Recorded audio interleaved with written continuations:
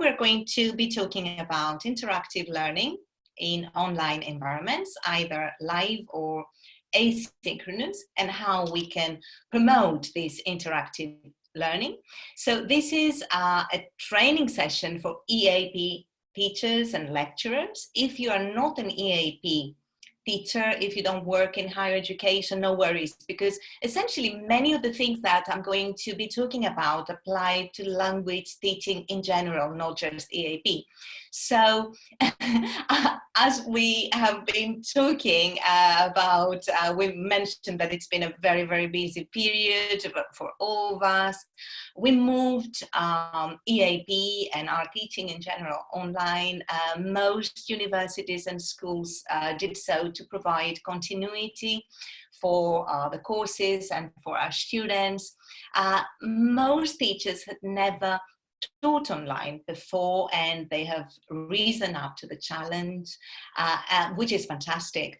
So I think that now that the first phase has passed, we are looking for more sustainable solutions. So now it's a good time to talk about how we can improve our courses and make teaching online more sustainable. So for those of you who don't know me, my name is Sophia Mavridi. I'm here as a digital learning specialist. I'm also a teacher trainer. I work at De Montfort University in Leicester, but have also trained teachers for the British Council, Macmillan Education, International House. I'm currently involved in e-learning projects and consultation. I have a master's degree in educational technology and TESOL, and I'm working on my PhD with Lancaster University. So that's me, and I'm very happy to be here and talk about a topic that I consider very, very important in e-learning. And I know it's very topical now in the era of COVID-19.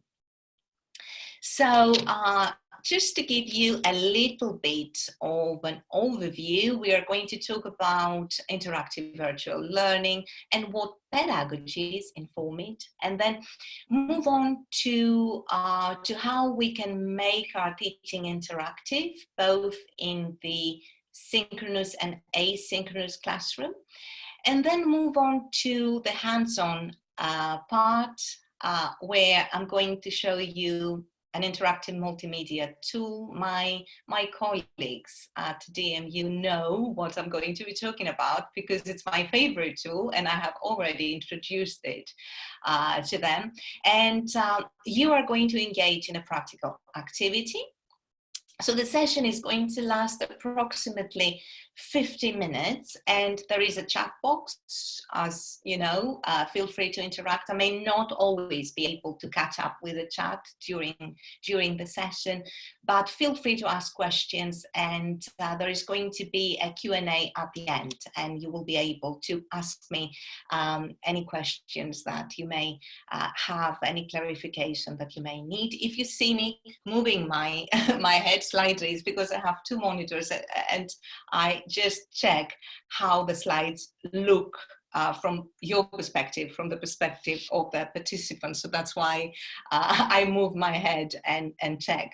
So now, can you please type in, use the chat, what is interaction for you? What do we mean by interaction? Don't worry about, coming up with a perfect definition. When you hear the word interaction, what comes to mind? Yes, two-way process. Good, students, or yes, sharing ideas. Yes, very good. Excellent. Yeah.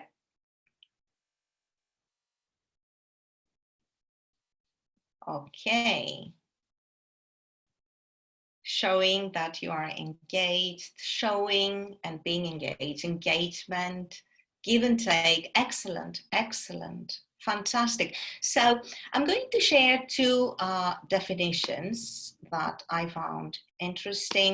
The first one is from Cambridge Dictionary, a situation where two or more people or things communicate with each other or react to each other.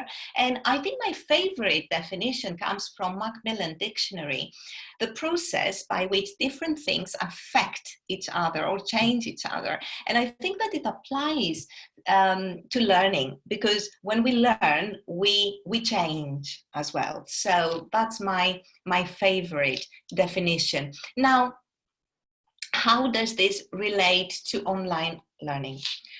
That's the question. So we often talk about the pedagogy before the technology and how it can inform our decisions. And although this is a practical session, I would first like to talk about three principles, three theories that place interaction very highly, and they will hopefully answer the question why interaction is so important when it comes to online learning. So the first one has to do with constructivist learning environments. So according to cognitive constructivism, knowledge is not transmitted, it is constructed. This is a very active process and a very interactive process, I would say. And to activate it, we need to make our teaching and materials meaningful and interactive. Students may be receiving information, but this doesn't mean that they're learning. They need to process the information and make meaningful connections between prior knowledge and new knowledge. And of course, we have socio-cultural constructivism that talks about the social origin of mental functioning, where learning does not occur in a vacuum. It is a social process. So scaffolding and interaction is what helps people learn. And it is important to point out here that this interaction can be with a teacher, the peers, but also interaction with the materials. And it can be synchronous or asynchronous. And this is an important principle that e-learning specialists embrace and adopt when designing online courses. So the next one I'm going to be talking about is the flow model. And this is by the Hungarian psychologist Csikszentmihalyi. I have to admit that I Googled how to pronounce the name. So online game designers and instructional designers use this theory when designing games or courses, trying to make them captivating and engaging. So according to this theory, when we are in the flow zone, we are involved in an activity and our concentration is at maximum. For example, let's take a look at this graph that I adapted from the original creator, Csikszentmihalyi. So when we are, this is the flow zone, and this is where concentration is high. If the activity is too challenging, we are here. So students are here and they feel overwhelmed and distracted. And if the activity is too easy, students are here and they quickly get bored and they disengage. So we want to keep students in the flow zone. We want to keep their concentration high. And interactivity is a key ingredient to keep students in the zone, because it can help us to maintain a balance between the cognitive processes involved when people learn and students' ability, really. And of course, one of my favorite concepts is social presence, which is the degree to which a person is perceived as real in computer-mediated communication. And it is human-driven, it is not technology-driven, it is created by humans, not the machine. So it is the moderator, the teacher, or the moderator of the forum, for example, or the online community, who will impact students' perception of interaction and sense of belonging. So forums are very important here, as well as any collaborative and group work. Social presence is an essential ingredient of online asynchronous courses. And there is a strong correlation between social presence and students' satisfaction, and of course, students' learning. So now, what does all this mean for us in practice? How can we use these fundamental principles and build synchronous and asynchronous interactive learning experiences for our students? Okay.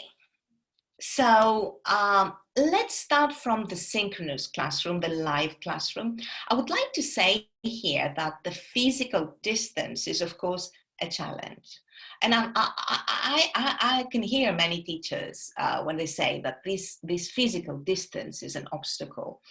But it is usually the pedagogical distance that hinders people from learning, not the physical distance. So when the pedagogy is there, then the physical distance is less of an obstacle to learning.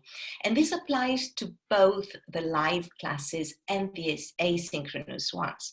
So what can we do? I will share 6 techniques, all of which are worth embedding in our teaching gradually, because let's face it, if you're new to online teaching, you need to take one step at a time, and I'm very well aware of that. So here we go. Sorry. Okay. So number 1, turn on your camera. As it maximizes the human element, this social presence that we were talking about. This applies to when you record your lectures for students to watch asynchronously as well. But make sure your background looks plain and professional, otherwise it can be distracting to students. Now, in terms of students activating their cameras, I know that it is a great feature, and that I know that from the part of the teacher, it is very challenging to talk to 15, 20, 25 avatars or just names. But take into consideration that not all students have good computers or bandwidth, which means that they may not be able to use their cameras. Some students may be sharing their bedrooms with a sibling, or they may not feel comfortable sharing their houses. So you know your classes and your students better than anyone else, and I'm not here to tell you what to do with your students because you know them better. But as a rule of thumb, I would say we need to be sensitive towards students' privacy. Number 2, be animated. Maintain eye contact, use gestures. Don't worry that you may not look professional. Students don't want you to be a talking avatar. They want you to be real. They want you to be natural. So whether in the live class or in the recording that you create, try to be animated. Of course, as animated as as one can be. So some people might be more extroverted than others. What I'm saying is try not to be a talking avatar. Number 3, ask short questions every 3 to 5 minutes to maintain their attention, to keep them on their toes, to keep them in the zone. So start with an ice-breaking activity, for example. Share in the chat one word that describes your day and explain with one sentence why. For content questions, again, every 3 to 5 minutes, short questions, not too difficult, not too easy, so that you keep them in the flow zone, and ask students to answer via the chat, because to activate their mics, and I'm talking about these frequent questions, to activate their mic, and can you hear me? I can't hear you. Then this takes time. So for checking in, for these frequent questions, I'd say use the chat more and perhaps ask them to use their mics for other questions, perhaps to express opinion or to elaborate on something.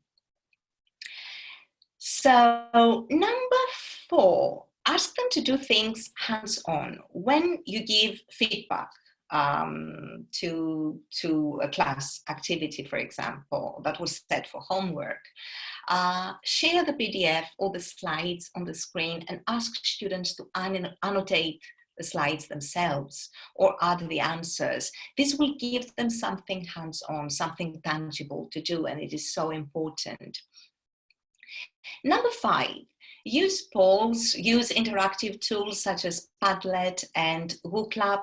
Some platforms like Collaborate have polls embedded in them, some others don't. WooClap, for example, is an interactive platform that you can use to collect immediate answers to your questions. You create your questions in many different formats, so multiple choice, numerical, open-ended questions. You can upload a recording, you can add a video recording or a YouTube video and ask questions, and can be used in the asynchronous class as well. Number 6, use breakout rooms or one-to-one chat for class collaboration. Breakout rooms are fantastic for discussion and collaborative projects and for breaking up the lecturing time,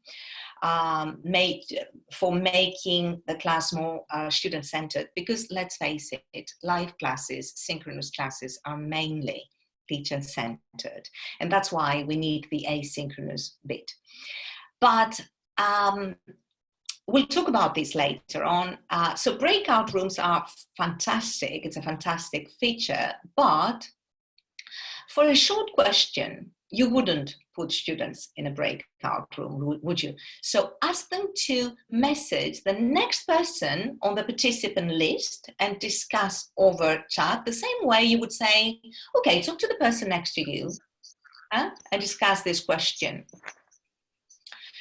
So that's a quick way to add some interaction and quick pair work. I can hear a mic.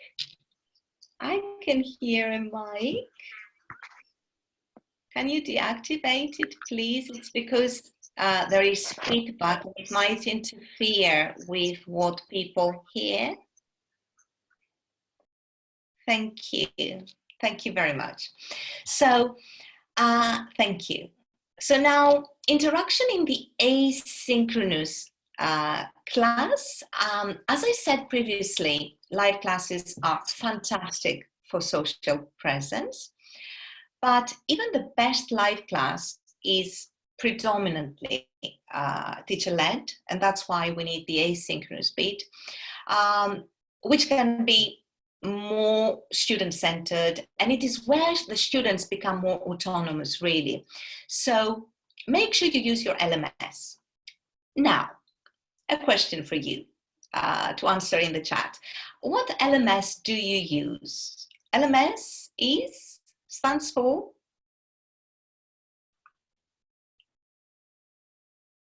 What is an LMS? Exactly, learning management system. Fantastic. So if you don't use an LMS, just type in, I don't use an LMS, no problem. So great. Google Classroom, Moodle. Yes, Moodle, Blackboard, Canvas are the top 3 LMSs here in the UK for higher education, and in general, not only here in the UK. So I know Google Classroom and Moodle, Schoology are very popular for K-12, but also some higher education institutions prefer them. Excellent. Okay, so that's very interesting. So make use of your LMS. If you don't have one, get one. Google Classroom and Moodle are free. And let me just say that an LMS is a virtual classroom. It has lots of interactive features. It is not just a bank for materials. So make use of your LMS. So let's move on to some techniques, some tips. In a nutshell, think of how you teach skills. In our case, academic English skills, but also language skills. So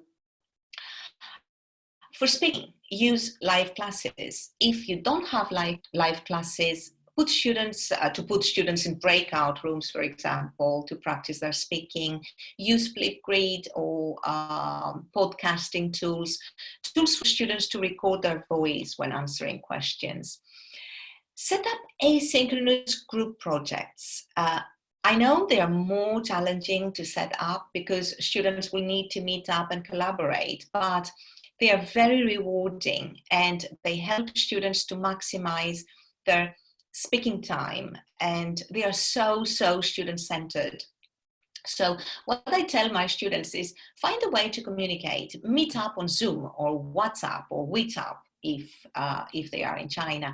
I'm not going to interfere or arrange the meeting for them, but they always know it is their responsibility to do, but they always know, I make them aware that I'm there for them, and if they need any help, they can always reach out. Of course, I'm talking about university students here, but we can set up collaborative projects even with young learners online asynchronously with perhaps more guidance.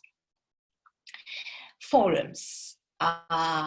Forums are an essential ingredient of every asynchronous class. So as a follow-up, ask students to reflect on what they've learned, ask an interesting question in response to a reading or learning. But one piece of advice, forums are active. They're like ecosystems. They're active when participants feed them, otherwise they die. To keep them alive, they need a moderator, which is usually the teacher. It can be a student if we train the student, but it is usually the teacher who may ask interesting questions, who may add something interesting, who may try to keep students on their toes and on topic. And I'd say that we need to teach students to add quality comments, because this is a very important skill. Then when they read their peers' contributions, for example, to add quality comments, if they just say, oh, that's a great idea, yes, I agree. This is a positive comment, but is it a quality one? So it is very important to teach students how to participate in forums, and it is a very important skill for EAP students who will need to create communities of practice in their university courses. Last but not least, definitely not least, because this is going to be the topic of our hands-on activity, add an element of interactivity to all our materials. It is so important. If we just share PDFs, for example, there is no interaction. So I'm going to show you a very interactive multimedia tool, but my point here is that even a simple PDF can be made more interactive if we add frequent questions. So whatever the input, break it down in chunks and ask questions. If you record a lecture, for example, for your students to watch asynchronously, and if this lecture is more than 10 minutes, chances are students will switch off. So I'd say that short chunks, this is a very important thing to consider when we create materials. And so short chunks and frequent questions. The ideal length of a video for students to watch asynchronously is 6 minutes. Anything more than that, students tend to switch off, and the longer the worse. If you really need to record something that is 15 minutes, I would say strictly nothing more than this. If it is 15 minutes, for example, ask them to stop the video and reflect on a question, because it is too ambitious to expect students to stay focused for 15 minutes watching a video with so many distractions around them when they are at home. So moving on to our interactive part. So I'm going to talk about Voicethread. It's a collaborative multimedia tool where you can add images, documents, slides, and videos. Users can navigate slides and can leave comments through text. Oh, it's not. Can you please deactivate your mic? I can listen to anything. Penny.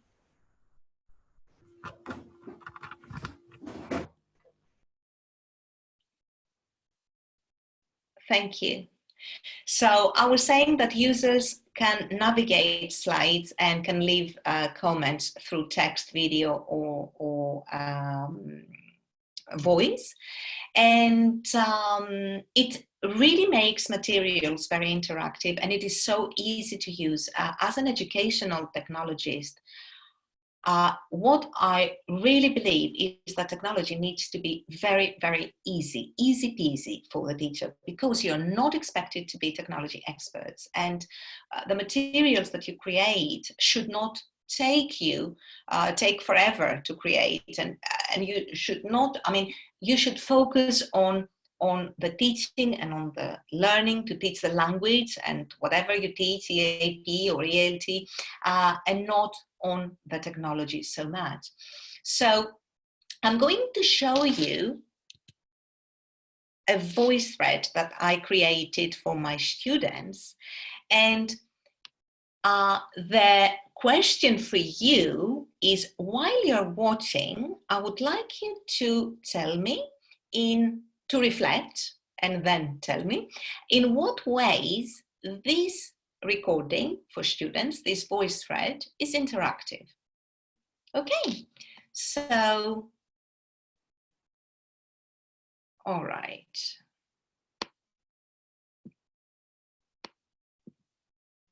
So play button here to start.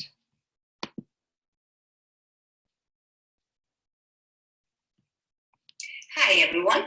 In the previous class, we talked about academic English skills, and we said that they refer to language skills and study skills that students need at university. So they cover all 4 skills: reading, writing, speaking, and listening. Students need to be able to read academic texts, both on paper and digital, annotate the texts, listen to lectures, take notes, give presentations, participate in seminar discussions, and interact with their peers. So you also need to be able to use academic language, which is quite different from everyday language, develop essay structure, use sources and referencing conventions appropriately. Also, to be successful, you will need to become an independent learner and have time management skills. Finally, and this is very important, you will need to develop your critical thinking skills and digital literacies and be able to reflect on what you learn and what you need to improve on. So this is a very important module, and I'm sure that together we will achieve these goals. So for reflection, I would like you to think about your own academic English skills and what you find easy, what you find difficult. Please leave a comment, video or audio, not text, with one of your strengths and one of your weaknesses. Over to you. Okay, and I after I recorded this, that literally took... Don't forget to explain why. So after I recorded this, I remembered that students tend to give short answers. So I said, oh my God, I didn't ask students to elaborate. So I added this. Elaborate a little bit. This will help you to reflect more, and it will also give your peers the opportunity to interact with you. It will make them think. It is always a good idea to explain why, instead of just say, this is the skill that I find difficult, this is the skill that I find easy. Okay, so give us a little bit more information. Okay, and why I said this, because usually what we tend to do is to, oh my God, I forgot that, and we do the recording from scratch, which of course can translate into more time for us. So no, with Voicethread, you just add another short recording for students to add. So what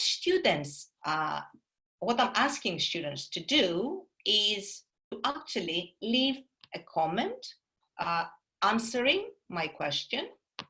And what they do is click on this. Here is the text. They can leave a text comment, but I ask them not to leave text comments because I would like to hear their voices. And actually what I want is for them to practice their speaking skills.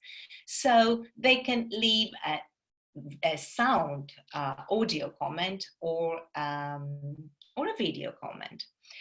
Not all students feel comfortable on camera, so I would say don't insist that they leave video comments. Although I love them, it's actually the same, audio or video for practicing speaking skills. So now let's go back and okay, so the question was, in what way is this interactive? Mind you, it took me 5 minutes to create, 5 minutes to create, record, and share with students. I'm not talking about the slide itself, because this I would do anyway.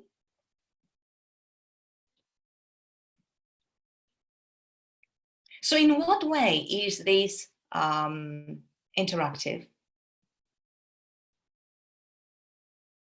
Exactly. Students can respond by typing or speaking.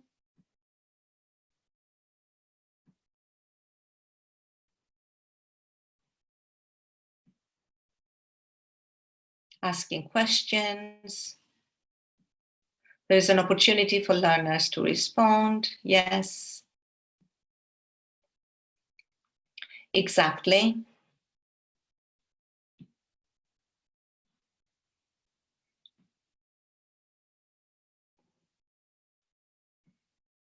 Very good. Excellent. And so students added their comments, and then as a follow-up, they had to listen or watch watch all their peers' comments and come to the live class for a collaborative action plan regarding how they are going to develop their academic skills, what they will need to prioritize, for example. So remember, this is just a slide. I could have created 5 or 10 slides, each one with a question for students to interact with me asynchronously. So now over to you.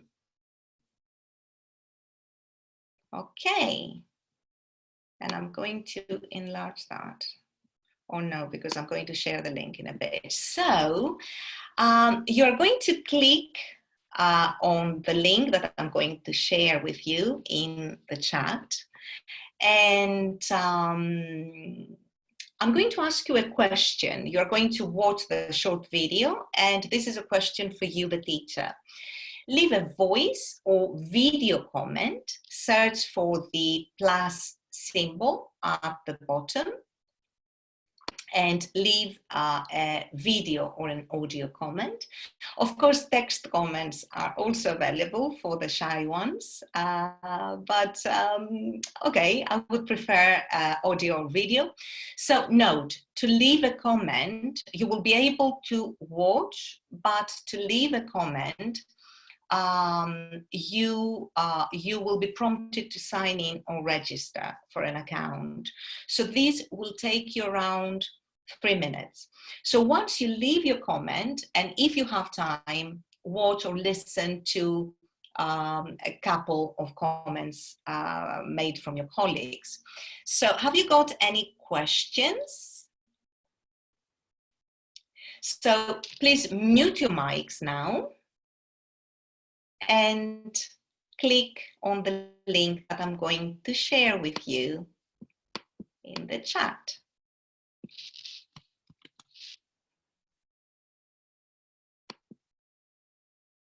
Okay. So here we go.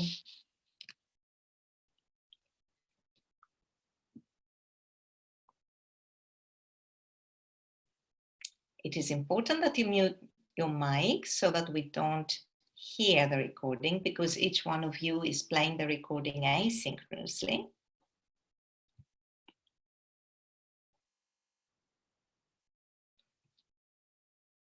So you have 8 minutes. Off you go.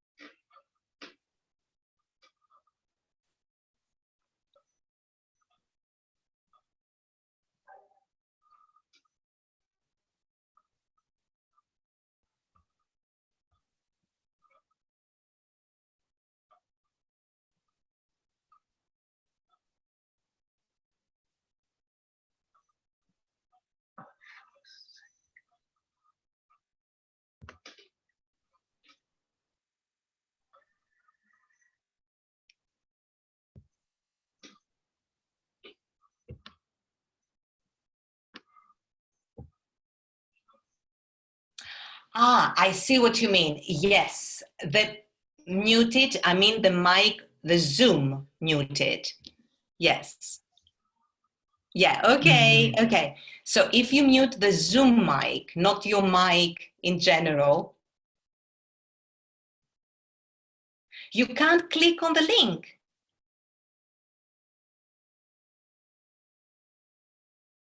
Yeah.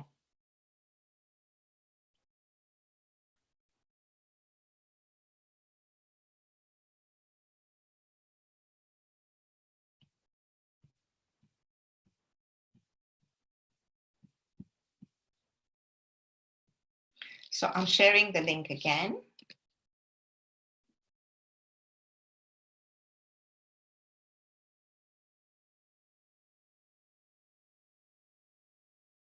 Yes, yes. This is what I said. You need to register to leave a comment.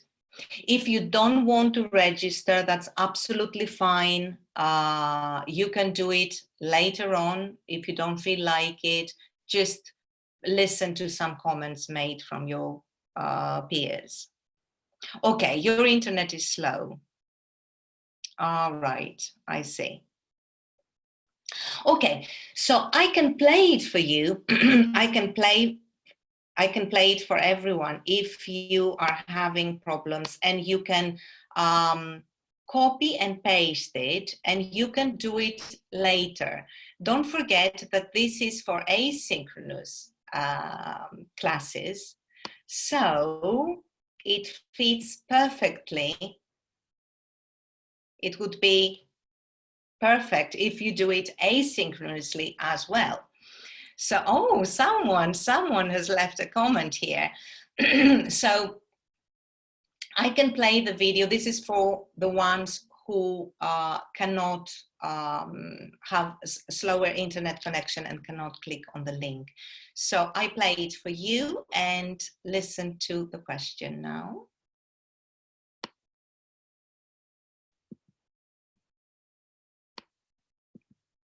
So click on play. You need to click on play.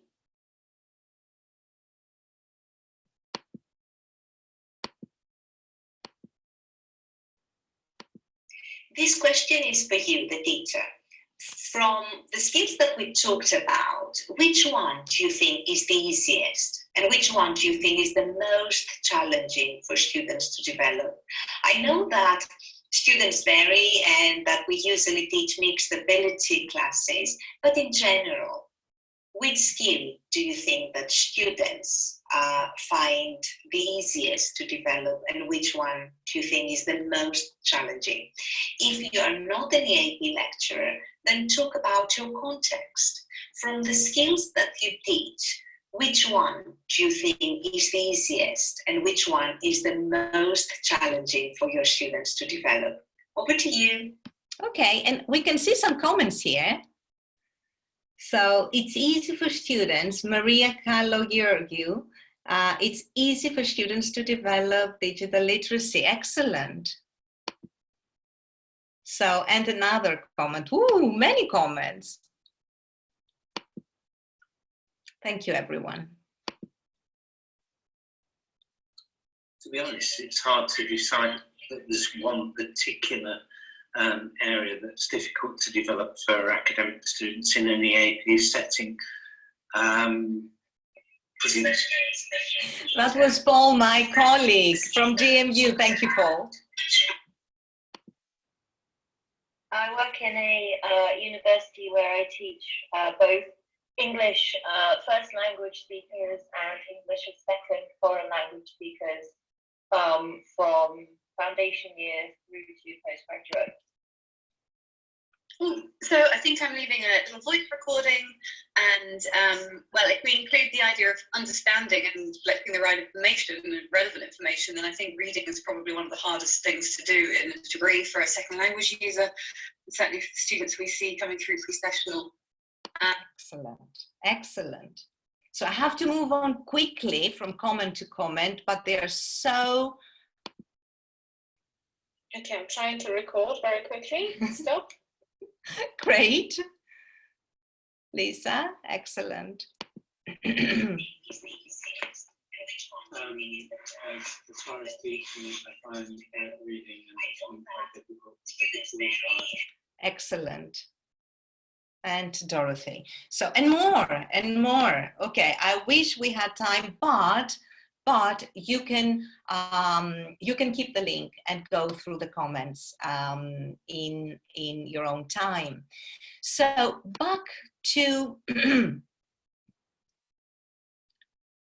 the presentation. What can we do with Voicethread? We can teach vocabulary and pronunciation, or what I did right now is to ask students to interact with my materials, and it is ideal for a flipped classroom model. I uploaded an input presentation here. Remember, I used only one slide, but you can add 5 slides, 6 slides, and add questions in every slide. You can upload slides that tell a story and then ask students to add captions. So that's another feature of the tool. You can upload a short recording or YouTube clip. It is very easy to embed a YouTube clip. You just copy and paste the link and then the YouTube clip is embedded. Or my favorite use is to ask students to create their own voice threads. It's ideal for a project-based learning classroom, for collaborative presentations, for us EAP lecturers. Also in Pechatska format, that's another feature of Voicethread, reading activities, and so many more. So, just very quickly to say that it is very, very easy to create voice threads. You just click on create, and then this pops up and you add the media here. You drag and drop from your computer. You add an audio recording and webcam photo, a webcam video. You can record yourself to the whole screen without adding anything else, or a URL. If you just copy and paste a URL from an article or from a YouTube video, then it is embedded beautifully. Now, something else, before you share it with your students, you need to go to the settings and make it public. Otherwise, it is it's going to be private. So this is how you do it here, private, public, who can access, allow everyone to view, comment. Now, this is a very interesting feature, useful feature to view, because if you want to make your voice threads public, or if your students want to make them public because they have created a project, for example, you don't want everyone to have the right to comment, because they might leave inappropriate comments, as simple as that. So then you don't tick this box, just view. And people can view, but they cannot comment. So who has access? And then here, publishing options, anyone can comment. I'm talking always about our materials with our students.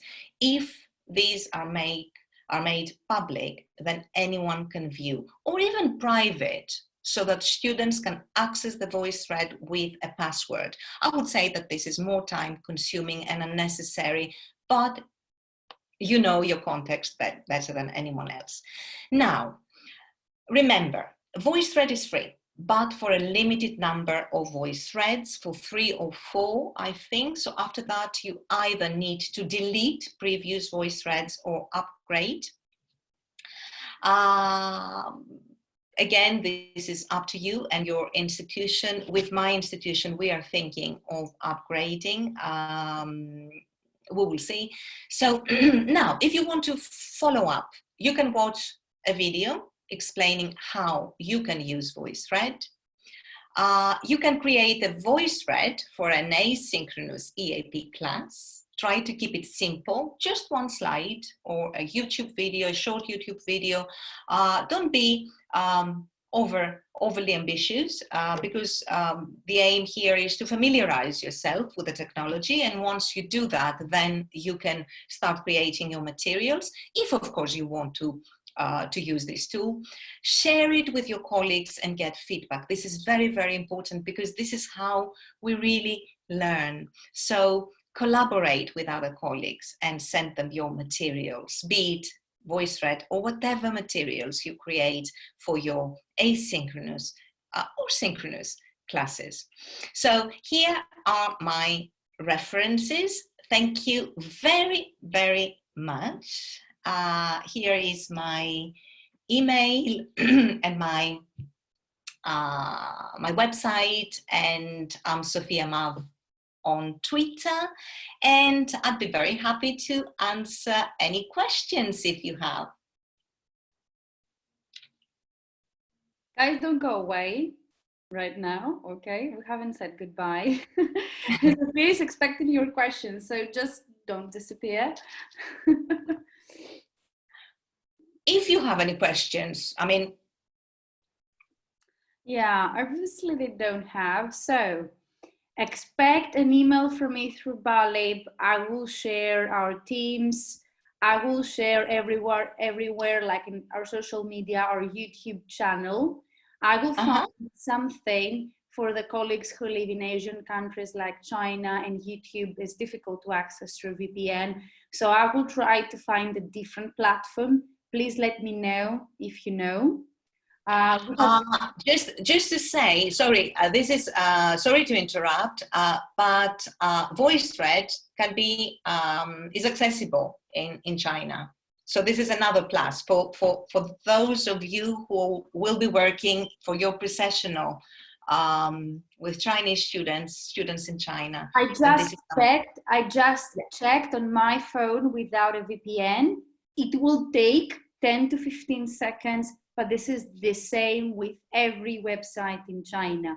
That's fantastic.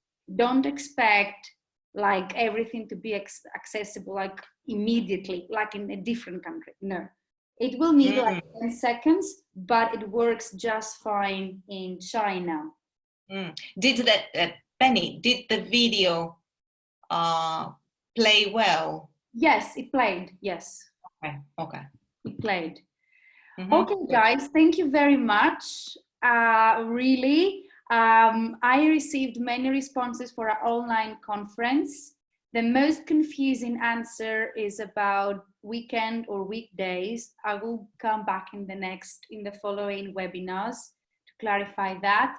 Next Wednesday, we're going back to Wednesdays.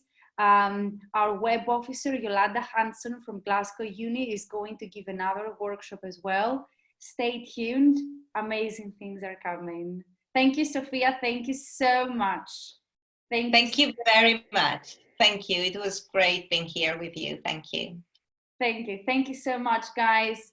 Have a nice day, evening here in China. And see you next Wednesday. Bye. Bye, everyone. Bye.